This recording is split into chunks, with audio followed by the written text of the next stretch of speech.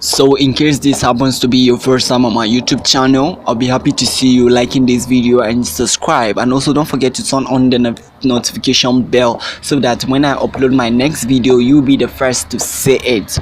So I'm going to share with you, because Fraserpryce has expressed what she felt and how she feel about her husband, and it trended last 3 months. I decided to bring it back because I want you guys to know what Fraserpryce thinks about her husband. A lot of people do not care about what athletes go through and what they face. All we know is that they are running and they should run the way we want it. But I feel like it is time we go deep into their personal life and see what is going on in their life. I'm going to share with you below what Fraserpryce thinks about her husband. So Fraserpryce decided to go live with one of the media personality, and the media personality was kind of asking Fraserpryce what her husband does to her and what she feels about him.